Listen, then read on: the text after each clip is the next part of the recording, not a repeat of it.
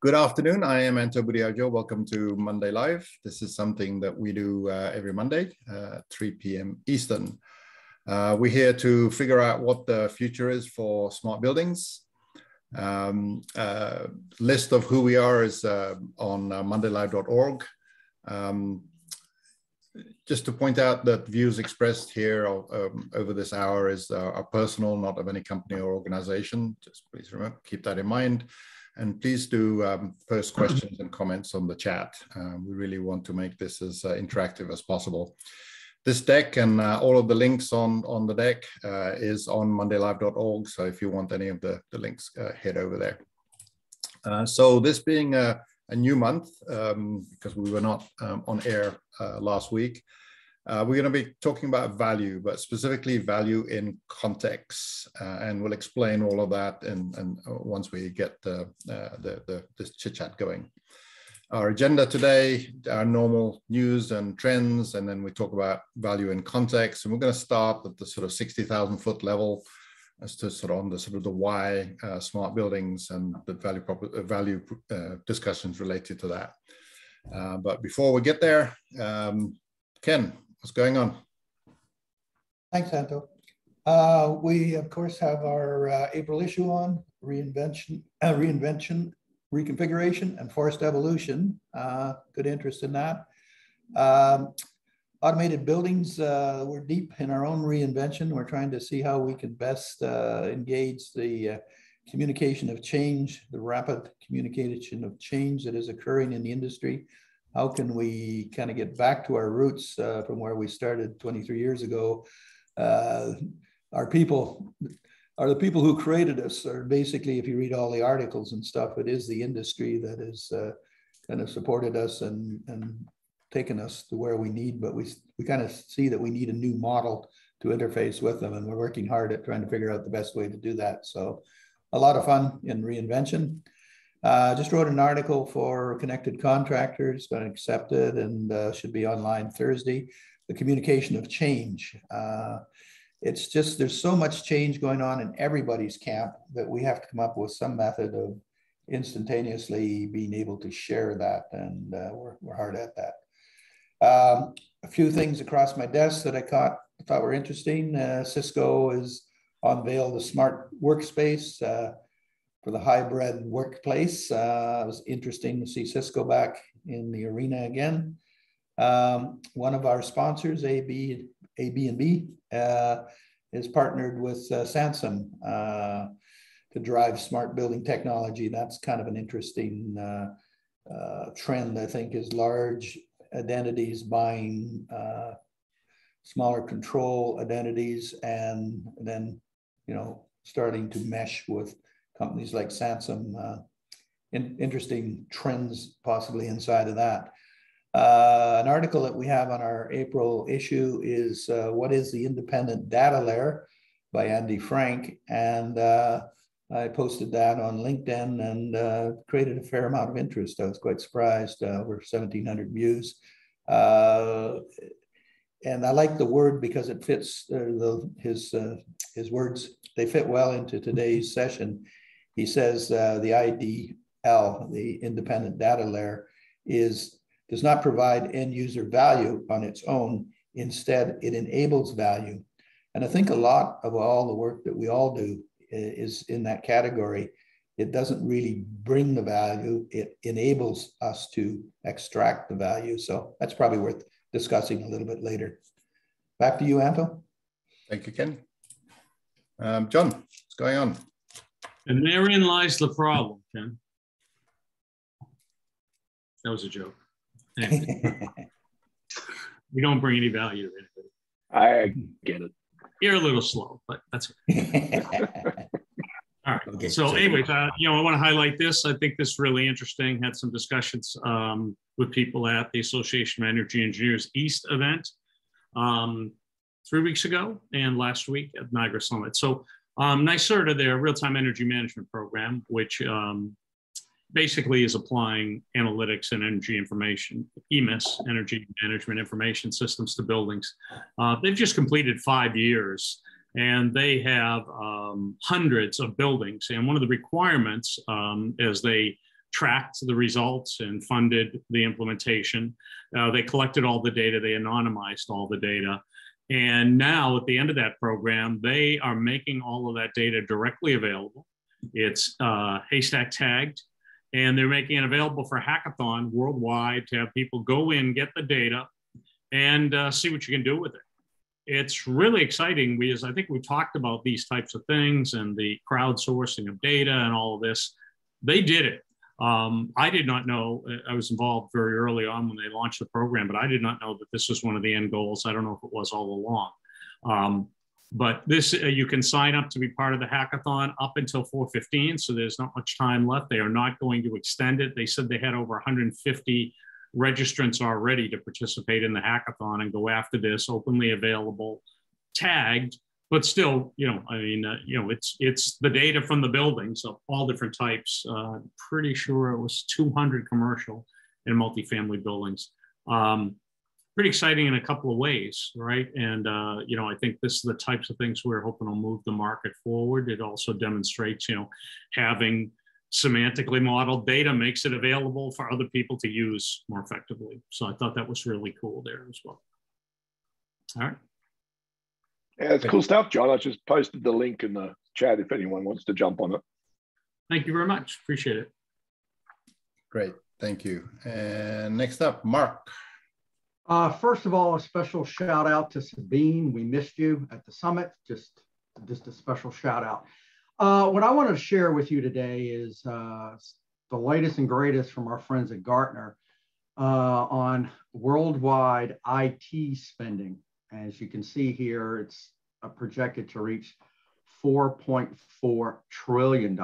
And looking at the chart, that you can see the continued growth of IT spending. And what got me to thinking is this. So you can see the continued growth. And if we compare this type of growth with, let's just general building, smart building technologies, they're similar growth, except though in the building technologies, the percentage growth is higher. And as we know that IT is becoming much more prevalent in our discussions with getting people to adopt smarter building technology. So again, I just thought that there's some correlation here between smarter building technologies and its continued growth and projected spending growth and habits, as well as what we're seeing in IT. So there you go. Okay, great. Thank you, Mark. Mr. Scholten. Hold on, let me go back. I'm just curious about that, Mark. Go back one. So you're drawing some correlations between this and, so explain how you're making that connection. Or are you hoping there's a connection? No, I believe, this is just my personal opinion, as we continually say, I believe there is some correlation between the two.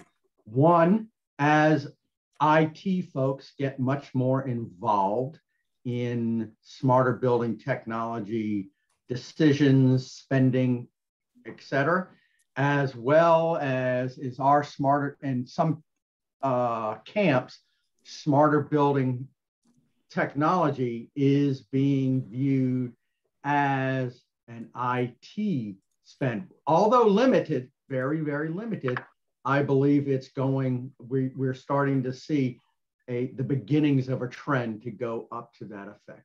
Again, just a gut feel. There you go. I'll have to support you, Mark. I have one data point that I can't share in detail, but I would say supports what you're saying, in that the monies and the investment is more coming out of the IT than the OT people that we're dealing with. And especially, I think we will see it continue to increase as we truly get to more of as a service offerings in the smarter building arena. And also when I've seen recently reports from companies in the space, companies like Memory and others, sometimes they break it between the information technology and the OT components, and the growth of the IT part is always greater than the OT components. I've always noticed that, just as an observation. Having sat in on plenty of meetings with IT people who couldn't spell BACnet, my correlations are a little looser, I would just say, but I understand the logic behind it. I just think the growth of IT and the growth of the cool software and applications that's coming out of the people in this call and everything else, Mark, I really get your logic, all right? Because it's all got to be connected at some point. And having, again, they can't spell BACnet. All right, let's move on. Just a couple comments I see here in the chat from David Katz. IT is needed to make ESG reporting possible. Couldn't agree more with that one. And Steve Jones saw an article on LinkedIn this morning saying that the role of the CIO is evolving to be less involved with technology and more involved with business. This is a great change. The CTO will play a bigger role in technology decisions. Absolutely. Yeah. Great. Hanno, over to you. Speaking about ESG and funding and dollars and stuff, interesting article from Joel out at GreenBiz. If you guys don't follow him, he puts in some interesting discussions, especially in the ESG space. Good article on just sustainability is doing fine. A couple of boxes I've picked out there. One was there was a lot of concern, obviously, after pre-COVID and post-COVID, and then the numbers, the dollars that people are paying for sustainability managers, huge growth. Be interesting. I'm kind of fascinated to know where they're coming from. What backgrounds these folks have and what their knowledge and experience base is. But a really good article. Yeah, it just says that sustainability is obviously a prime focus of a lot of companies, and hiring leaders in this space, of course, is one of the first things that you do, and those leaders will eventually roll down into tangible works and projects and initiatives, because they have to do something right at the end of the day for the dollars that they would get paid. So I'm just taking it as an interesting another data point of growth in ESG as companies are hiring a lot of folks to head these initiatives. Good article by Joel. Great, thank you. And talking of ESG, we seem to be on a loop here, but I was actually just sort of browsing around ESG and value, just sort of the combination of those two, and came across this from PwC. It's actually quite an interesting website that sort of starts to dig into the different areas. I'm not sure how very relevant it is to what we're talking about, but it gives you sort of a big picture of how consulting companies are looking at ESG and how they're hoping to engage with their clients with that. So useful, interesting link. I actually led a panel discussion at the summit on ESG, and it was quite interesting, some of the points that were made by the folks and panelists. Hopefully we can post it in a future Monday Live when it's when I've got the link. But very interesting discussion for sure. Great. I think that it would be a great idea for a future Monday Live, Anto, to figure out the mechanisms by which we can interface with groups that are beyond our industry, accounting, regulatory, corporate governance, et cetera, to see how we can actually get something relevant into these standards before they get baked in. Is that possible? Anything is possible if we give some focus and attention. So we shall do that. We should do that. I like the sound of that, Acto. Yeah. So any other thoughts? I think, Bill, you wanted to chime in with something. I mean, we just got back from this large software show in Charlotte. I thought maybe we'd spend a minute just giving some thoughts. If someone asked me how it went the other day, and I think three things that popped in my mind was, yeah, there was a good crowd, but the crowd was upbeat and interested. All right, so that was interesting to me. They were upbeat and interested. Secondly, a lot of software stuff going on there. And I just keep thinking, man, the more the merrier. It sounds counterintuitive, but the more the merrier. And eventually the context is going to shift so that all of our customers, those slow moving customers, are going to see something and just be pulled to connecting these buildings and making their buildings smart. And then the last thing, which kind of goes to what Mark was saying a little bit, we had five large systems integrators come to our booth who were still buying routers and port forwarding. Now that won't mean much to people if you're not an IT person, but basically they're just opening up their building to the wide world, all right? Still today in 2022. So those were three things that stuck in my head on my drive home. Yeah, you talked about that. Yeah. You know, one of the things that I saw today was Montgomery actually released a report, Global Digital Workplace Market, and they're suggesting now there's, you know, obviously it's mostly software, but it's saying 99 workplace management platforms, 52 sensor platforms, 28 workplace experience apps, 20 mobile access and control, visitor management, 42 indoor location-based, 47 building IoT platforms. They're kind of, you know, they're kind of backing up what you're saying there, Bill, is that there's a lot of stuff going on in the, you know, the whole software part of the business, which we're getting engaged with now, you know, because who else is going to serve up the data? Yeah. All right. Okay, so let us move on, talk about value in context. This is kind of the way we have 3 shows in April, and this is the way we're kind of thinking of roughly structuring this. I want to start at the sort of top level, the sort of the whys of the value conversation, and then talking about the hows and then the whats over the 3 weeks. Let's see if this works as a sort of a guide, as it were, for us. But with that, I'm going to stop my share and let's start having a discussion of value in context. The why. The why. Why are we doing it?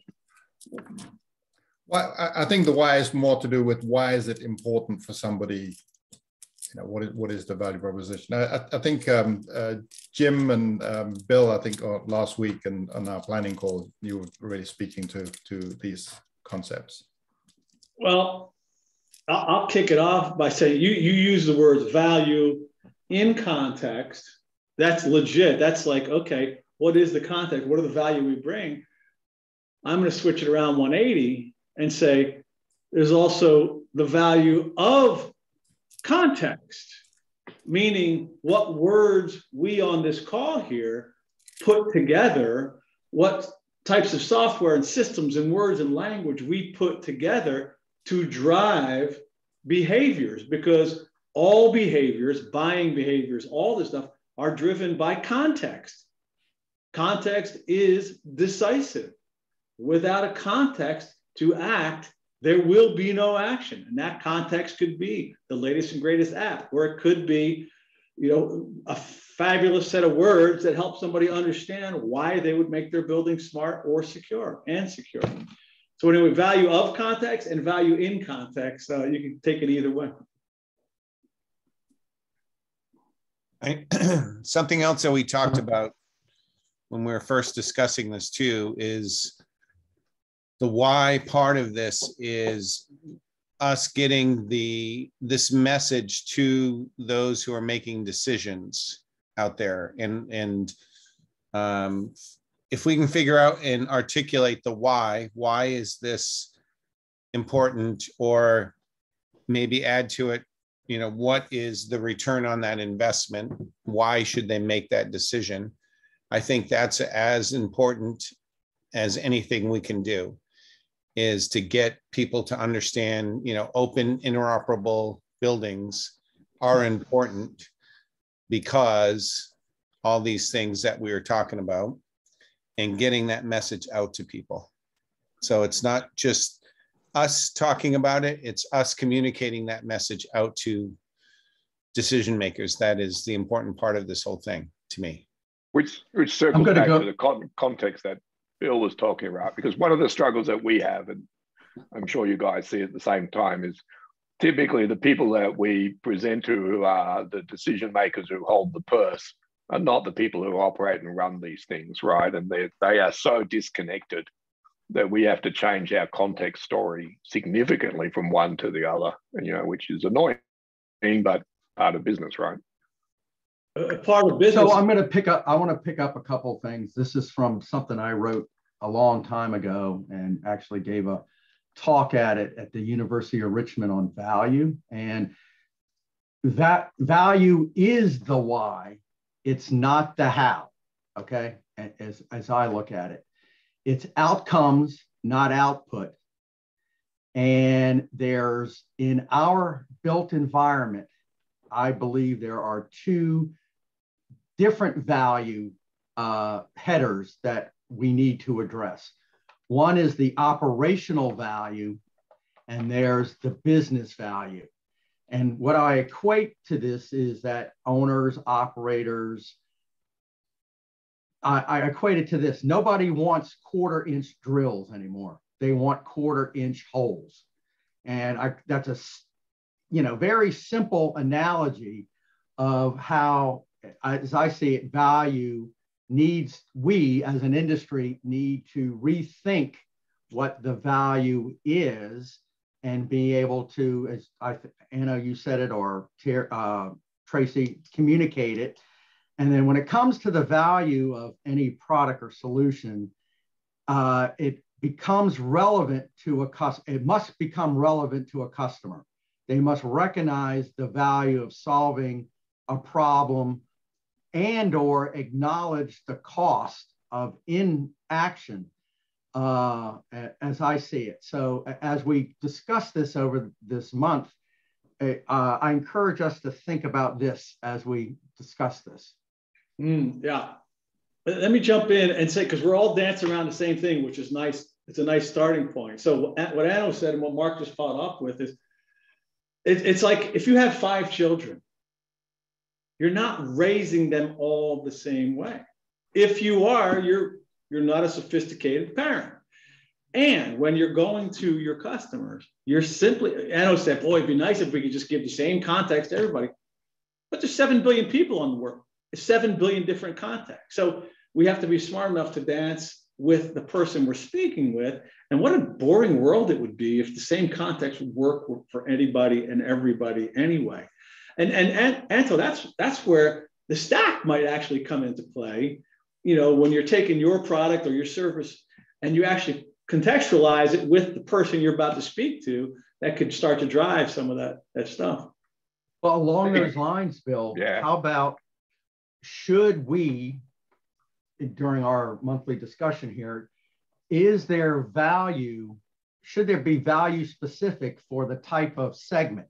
Retail value in a retail or a restaurant setting may have some uniqueness versus a commercial office building. There will be some similarities, but I would argue there is not one universal set of values that really would cover every single segment that we all operate in. At my point, exactly. It's got to be, we're all smart enough, all of us on this call, to talk about sector, but even ownership style. I mean, ownership, how the building's owned and all. I mean, there's so many different ways you can slice and dice it, but having a good framework definitely helps. Well, no, to me, I think there's sorry, go ahead, Tracy. No, I was just going to say, and that value proposition is going to be different with each audience, right? Yep. I think fundamentally what we have is an organizational behavior problem at the customers, where, when you look at value and you look at who the value is for, which is Bill's way of saying context, in my understanding, the problem is that these silos in the building don't communicate. They're different owners, they're different constituencies. So for instance, energy has a different agenda than operations, has a different regulatory slant than EH&S, environmental health and safety. And one of the problems is that the customers often aren't sophisticated enough to have these conversations internally. they only touch each other historically where they've had to. And for us to really liberate value, we have to be talking to people that are in these other silos. And to Anno's usual point about how the IoT people are doing it, they're basically just having random interface with these other components that actually aren't coupled to the traditional parts of the building that we deal with. To me, that's the problem, is how do we deal with this balkanized interior behavior inside of customers where they're not intelligent enough to have their own conversations, making it very hard for us to jump silos. Just to that point, Jim, and picking up on your IT, and that's kind of the the stick that I've been on. I don't know if the IoT guys are clever enough to have worked out that, yes, it's impossible to have all those other conversations, and therefore I'm just going to go down these verticals and solve these vertical problems, or something that they've just lucked onto and where we should learn from, and take some example from, because it's actually, and when you think about it, it's a different way of attacking the problem, right?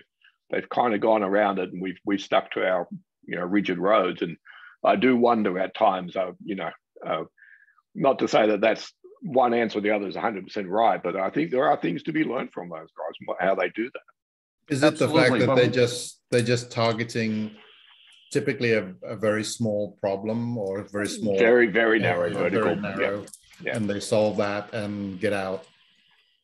Done. Thank you very much. The problem is that what invariably Anno has said over time, and we all know, is that they're reinventing the wheel again and again. And what we're trying to do is spread that same infrastructure and solve these value propositions at less cost and frankly in a more sustainable fashion, not in terms of sustainability, but in terms of technology sustainability. We're gonna open the closets on these buildings 5 years from now and find n number of dead IoT things that have moved on, but the HVAC is still going to be controlled by the building automation system. We're trying to apply some of that longer term thinking to how do we build a sustainable solution to this problem rather than a flash in the pan solution. I think that's a really key word though, Jim, and that's something that we haven't focused on, is sustainability, not only from sustainability on ESG and the energy side, but sustainable solutions from a technology side too, right? I mean, I'm always surprised by the number of IoT guys that point into the ceiling space and says that VAV box has been there for 15 years and it'll probably be another 5 or 10. And they're designed to be like that, for specific reasons. And so sustainability from technological solutions is not addressed really today. The Class A office building that I used to rent in downtown Boston, you opened it up and if the building was 20 years old at that point, there were 3 metering systems already abandoned in it. Yeah, right. Case in point, right? Yeah, good example. So context, I think up until recently, the primary context drivers have been comfort and efficiency. So that's what's driven our industry. And the people who comfort from a tenant standpoint, they're the ones demanding comfort. And so the quality control has mattered in that regard. From an efficiency standpoint, sometimes we get a good audience, and maybe from the energy side, it may be from the operational team, but it varies, customer by customer, vertical by vertical. Where I see the context changing now or being added to is in this ESG thing. All of a sudden, we have a nationwide, potentially worldwide change in how businesses, all publicly traded companies now have to report on ESG. And it's changing fundamentally the context for what we do. Because now, and this is potentially a good thing. It's a bit of a stick versus carrot, but the stick is that all the companies now have to do something, whether they like it or not. And the degree that we respond in a positive way to facilitate that reporting and that success can help us. But it may finally give us the opportunity we need to also point out why the goals can't be achieved as easily as we'd all like it to be, because the systems aren't interoperable, as an example, right? That the technology doesn't get updated maybe often as it needs to, because people forget about it. So we can actually help ourselves potentially because the context has changed in that the government has now decided that we all need to take this energy, the sustainability thing seriously, and companies are being evaluated, their value is being tied to their ESG ratings. So, Bill, that's how I view the word context, as an example of what's changed and how that could actually help us achieve some of the, overcome some of the obstacles we've been talking about for 12 plus months. It's a brilliant new context. It's a brilliant new context for them to dance into, because context can't even be organizationally important. It's got to be individually important. So yeah. Right. And to your point, Steve, with respect to ESG, while we quote unquote have the public companies, you know, doing what they're doing and declaring by X year, I'm going to have, you know, net zero and fill in the blanks and whatever. I would say that, yes, the government is one thing, but I say the biggest driver right now is the general public relations effort that is out there, that all the press coverage, all the media coverage, everything else, occupants want to work in buildings now that are sustainable. We as consumers want to buy products and services from companies who are practicing good social and environmental practices. We never had this public relations push in the 24, 25 years I've been in this industry ever before. So I think this is a whole new paradigm that we have, that we as an industry can take advantage of. And clearly, all of our technologies and our solutions that this industry has is key to the success of ESG. I think, Mark, what you're saying is, you know, we've been, well, the whole industry kind of paid lip service to energy previously. This is something where people need to be seen to be green, you know, be a bit cynical if nothing else, but, you know, they want to be seen to be green. So it's something to hang your hat on. And I think it also goes back to some extent what Bill and others have been saying earlier is it depends on who you're talking to on the why, because if you're a REIT, you kind of need building appeal. If you're an FM or maintenance company, you want kind of building up time and efficiency of your staff. Whereas if you're an end user, you're an occupier, you want the health and safety, environmental conditions for your staff. So where that responsibility for the ESG lies is quite important, because they're the guys that have got to drive it. So I wanted to make a comment on Steve's hopeful comments that he made a moment ago. Will this help drive to support the types of education and interoperability that we're talking about? I don't think that's a foregone conclusion. Couple of points there. First of all, if the SEC rule passes, it hasn't, they'll have to report greenhouse gas. Not improve it yet, not be good yet, report it. Okay, so, you know, they're not setting an efficiency standard as of yet. Number two, if that's what I have in front of me as a C-suite executive, I think I might be more inclined to look at what appears to be a simple silo system to get me that report. Get me the damn report, Arno, next week, do something now. I saw this thing we can put in. Does it interoperate? Is it going to give me the report? Yeah, buy it. I believe that none of the things that I see happening are bringing out, and Ken, you know, I was joking earlier, but you brought a really good point. None of them are bringing out the value of interoperability. It enables. It has no value on its own. I'm really concerned we got trouble here. So that's my point on that. Well, and you're echoing my IoT thing, right? Is that the IoT guy goes, okay, I can do that with some slap-on wireless stuff, and if it doesn't last 2 years, Jim, you know, okay, whatever. I got the guy the report, he's good, you know. Mm-hmm. So is ESG or ESG reporting an area of reporting that can actually be done that way? Or I think it can be, but it remains to be seen. A lot will settle, and then requirements will come out on, you know, performance efficiency metrics and stuff. But that's not where we're sitting today, I don't believe. We're seeing a new force that, on the positive side, hey, here's a reason to put in smart technology that isn't based on ROI. Hey, what's the ROI of sending in that SEC report on time? I don't know, maybe not going to jail or something, right? But that by itself isn't going to make the person make the decision that this has to be interoperable with all of the other stuff I have. A smart owner, a progressive owner might consider all of that because they've learned that I don't want silos. I don't want 3 generations of metering systems above the ceiling. But a less experienced one, and we're not going to say smart, it's not about intelligence, less experienced one, go, hey, I got to get the report to the CFO. I got it. I'm done. So we got to watch out for that.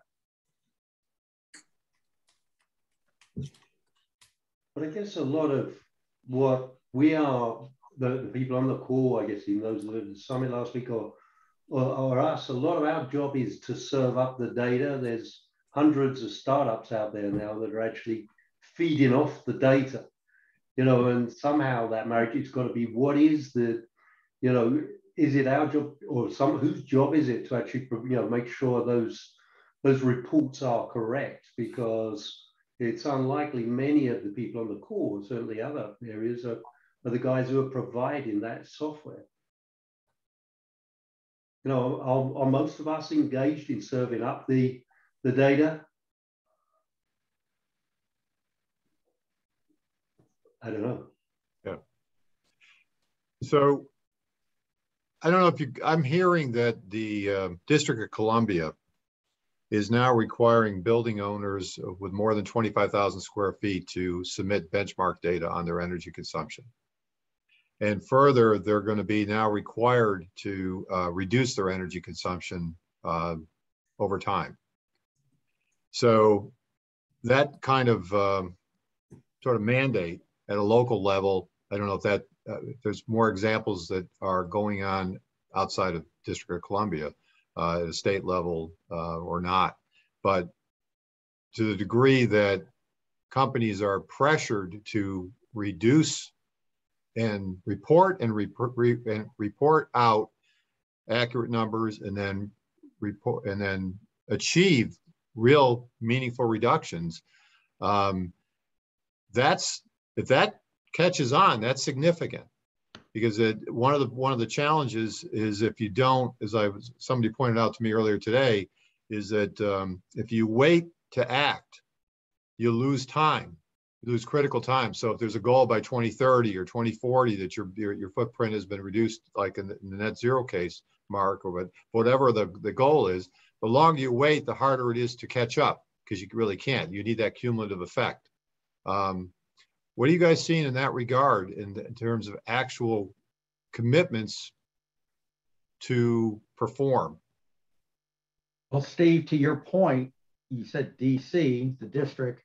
New York City has local law 97, which is essentially the same thing for the New York metropolitan area. I think it's any building over 25,000 square feet or 50,000 square feet, whatever it is. I'm not sure what it is. Philadelphia has some. Canada's adopting some of these things. And the hook in all this is, if you do not reach those milestones, you are fined. And you have to pay a fine. So, and then I also believe they're going to issue reports that says the following buildings as the month of May have not met local law 97 or whatever it is. So I think there will be some shaming, and there's a financial burden. So is that enough of a motivating factor to get people to, you know, begin to do something and implement part of this and go from there? I don't know.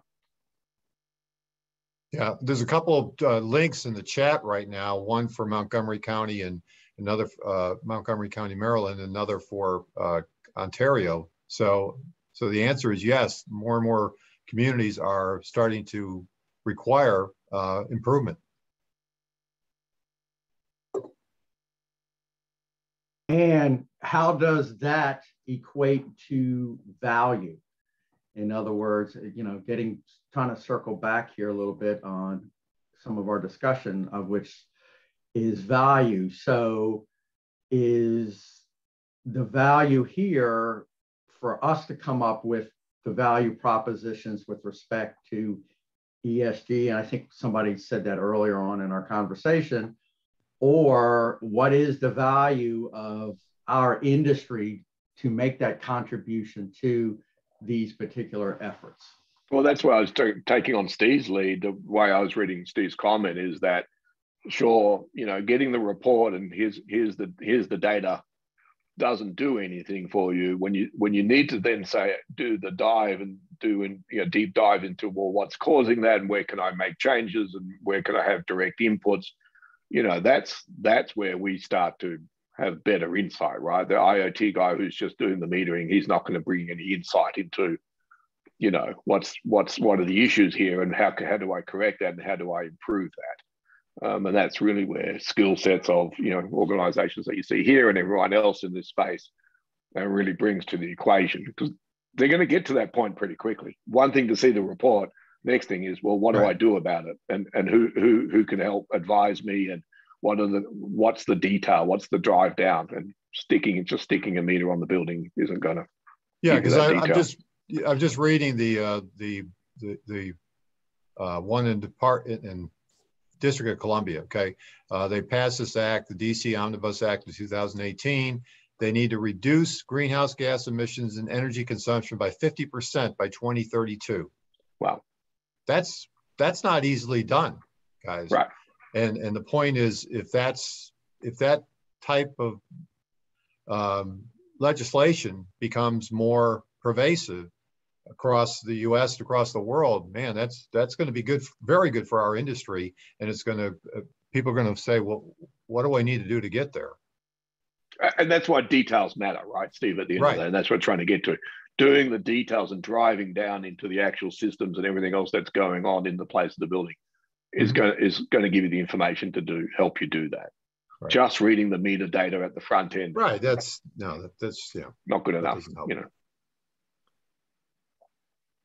And you know, that's one of the things that we see over and over again is that, you know, the folks go, yeah, okay, you know, want to engage you guys, get involved, but I really need someone to help me, point me in the right direction and tell me what to do as well. Well, it goes back to, again, we can connect to anything, essentially. We can get the data, we can tag it, we can model it, we can normalize it, we can do all that. We can put it in a data layer. We can keep it at the device level. We can do all that stuff. But to your point is, it's all about the data and in getting people in our industry to be knowledgeable enough and skilled enough to be able to interpret that data in some way, shape, or form. And again, interpreting it to how does it apply to the ESG movement or whatever, to these standards or whatever. So, which goes back to that report from Joel that I kind of brought up. Was that my concern is they're hiring all these folks to become, you know, ESG managers. I'm kind of concerned what's their background and skills, right. Or are the organizations just buying more problems, right? They're bringing in someone who's got some skill and knowledge about what they'd want to record, but they've got no knowledge about, well, what's the detail and how do I go from here to there? And I'm kind of concerned, well, I think it's an opportunity, right? I mean, it's a huge opportunity for our industry to step in and fill that void because they're going to ask for help. Oh, I will tell you right now, I know there's a huge disconnect between these ESG managers and what's happening. Yeah. And we're winning deals in the pipeline region because and on a separate topic, we're winning deals in the pipeline, the midstream, because when they do certain things, they can check a box and get more points. So that's unrelated to this manager over here who's trying to figure things out. So on a practical level, technology that we bring helps them up their ESG standing. And I'm not sure about this ESG manager because I've talked to a few of them. They're pretty high level. And that's what my worry is. Bill, and then I see the reports of how many people are being hired. We all know, everybody here can probably point to everybody in this country who could do that well. And we can count all that on a few hands of numbers, right? And they're going to be hiring lots of these folks, and they're going to come in with, I just worry about, their background and their skills and their capabilities. Well, to Mark, we've seen this kind of greenwashing before any number of times. We've been through many, many cycles of it. And that's why I think passionately we need to get out there as a group and start interfacing with people to short circuit that. We don't need a guy in Birkenstocks, slapping this "let's shut off the lights when you leave the room" sticker, and meanwhile doing nothing material. We're just, we're on a definite glide slope for that if we're not careful. So is it a question of relating what we do to ESG reporting and how that can improve whatever they need to improve? And is that the link that we're missing? Okay, so my opinion on that one right there. So this month is about the context of context and what the value and all that. Okay, that thing, that's up here. Just in this conversation, this group recognized that on a sublet, just the context, the value of ESG. Frankly, I think it could be a full month of Monday Live, all right? It's just yet another thing that we can contextualize to someday make people understand, okay, yeah, they've got to have smarter buildings. I don't think it's the thing, I think it's a thing.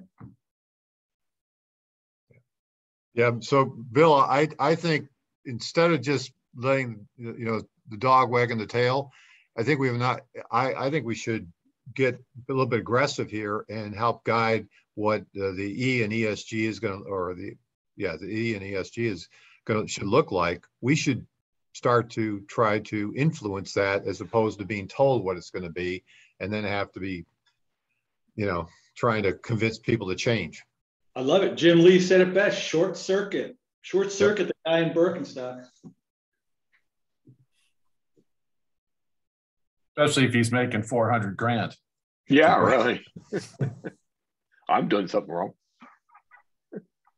And then also David points out something that came up in our discussions when I was doing this thing last week, is the S&G part of this. Let's know where we shine and where we play, which is in the E side of this. Social. So I think what would come out of the social is a byproduct from the E side of this whole thing. And then where E does, it will play into the G or the governance side of this thing. But I think for us as an industry, the E is where what we've been talking about is where we really got to focus in, on. Sabine actually brings up an interesting note too. I like it. Let me, if I don't mess it up, Sabine, I'll try and reinterpret it.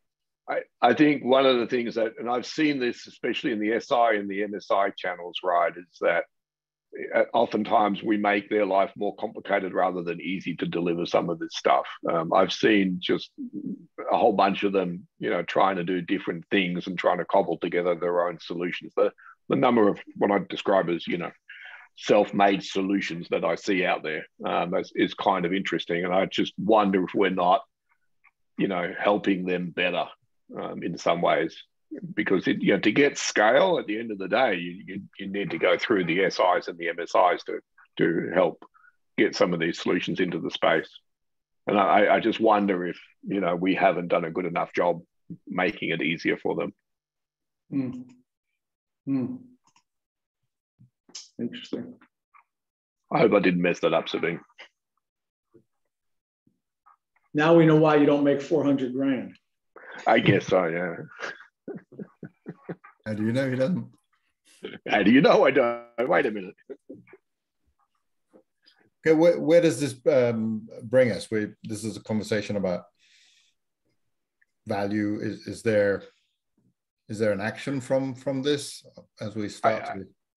I think one of the things I did take away from Bill's original comment right at the beginning is there is absolutely there's an art and a science in getting to explain what we do to the different people. It is not one story fits all. It can't possibly be. And there's skills and knowledge about how to deal with the facility guy, the energy guy, the sustainability guy, the CIO, the CFO. You know, they're all looking at something slightly different. And it's not like, you know, going out to buy an iPhone versus an Android, right? So that's still, there's a lot of skill and art and science in how to do that well. Yeah. And Anto, my takeaway is this. About a year ago, when people were starting to talk about ESG, maybe it was a little longer, I texted Steve Fay. Steve, do you remember this? We're on this call, and I chatted to Steve. Steve, what's ESG? Okay. It was some time ago. I don't know how long ago. He's like, and he explained to me. I'm at a point now, whether that was 6 months or a year ago, where now I'm talking about ESG in a call, and it's actually creating a context for people to give me business.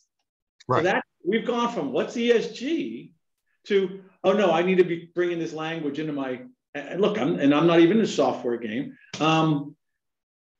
So to your end point, Anto, is there, I think there's value in, you know, June or May or something, bringing a little bit more heft to our ESG conversation. It's definitely a vehicle to take us to, you know, the guys at the top of the tree. You know, we haven't had that potential before. Because as I said earlier, we've had lip service to energy. We've had nothing that would affect the occupier or the REIT, but now that kind of could be a good vehicle for us. Sure. And it circles back to, I think, what Sabine was brought up, which was good, and what we've talked about is the why side of this whole thing. Not so much the how. And again, if we can come up with truly the story and the support around the why stuff, I believe we already have, for the most part, the how to. And the folks that we are trying to influence don't care about the how. They care about the why. Yep. And if we can really hone in on the why, and it resonates with all different types of audiences, FM, building owner, C-suite, fill in the blank, whatever, I think we would have something. I have an idea. What if we tried to apply the why to the smarter stack, defining why at every level? We have it kind of at the purpose, but not all of the pieces that get you to the purpose level. That might be an interesting exercise to try to, we all fundamentally believe we know, we just also realize we're having trouble communicating to people. That might be something. Yeah. I thought that's how we were going to approach this whole discussion anyway, actually. You mean specifically a smarter stack for ESG? No. No, just the why. Every layer. Yeah. Why do we need this layer, this layer, this layer, this layer, this layer, right? Right now, the why is all pretty much encapsulated in the purpose layer. Right? But whether or not it would be useful to people after we're done, I think it would be useful for us to refine our conversation of how we want to express these things. So. And staying away from the how to. I don't care if it's BACnet. Right. I don't care if it's lawn. I don't care if it's MQTT. Right. Who cares? Yeah. But why of the layer, which actually would help. Yeah. And I agree, John, because it helped me deal with the different people at the different layers, right? It's just, you know. Right, because you're going to be talking to some people that only care about certain layers. I mean, that's the reality. Right. Exactly. We're talking about all the different people we end up needing to talk to help explain it. So we should be able to do that effectively, at least for our own self. John, I completely agree with what you're saying, but I don't want to get away from the ESG thing in the following way. So we've created the smarter stack. We've got an initiative to create an interoperability specification or requirements. And I think we need to get our heads around understanding what ESG is from the corporate people who are doing ESG. We need to get in their shoes and understand what they think it is.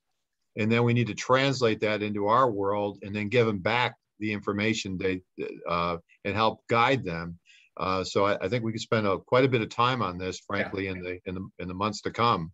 We need to find people who are really engaged at a corporate level in ESG, and then make this one of the, if you will, another deliverable. Maybe it's different, that it's not going to be the same as, you know, the spec, but we're going to need some kind of an ESG statement or description to capture what it is we do and how it contributes to the ESG outcomes. But also what actually makes up an ESG report, and how do you put it together? Where does the exactly exactly? I don't even know what I should be putting in the report, because I don't know enough. I just don't know. We know how to spell it, but nothing much beyond that. Yeah. I think also we need to think about what value it has for our industry. You know, remember why we all started this was to give feedback to the industry, and, you know, going through the whole COVID thing and everything else. It's what value might it add to us? You know, what do you investigate in how we can help deliver it, but how we can get additional business, pull the whole thing together. I think this also this all is part of the communication of change. And I think that's all of these pieces. And we all need to know what each other is doing and what all of the various organizations are doing. And this stuff is so dynamic and so quickly changing. I think we need to create a new infrastructure that is much more rapid than us bumping into each other every few months at a convention. The Zoom, forcing us to this Zoom format, has added more instantaneous communications, but I think we even need to develop some resources and stuff, and we're trying to figure out how to best do that. Sort of ESG framework kind of thing when it comes to smart buildings stuff, data, something like that. That's why I was a little bit confused when we were talking about the smartest stack, and there was the context of ESG versus the value part of it. So, all right, as we come up to the wrap, anybody have any wisdom to close off this conversation? Bill's got a grin. God forbid we ever talk about wisdom. Let's keep talking about nuts and bolts. I'll leave it at that. I'm with you, Bill.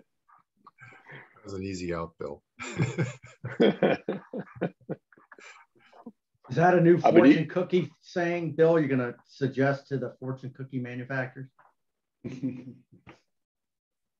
All right. Okay. So we past the top of the hour. I think this has been a great conversation, and we'll continue this general theme next couple of weeks on value in context, or context of value, both.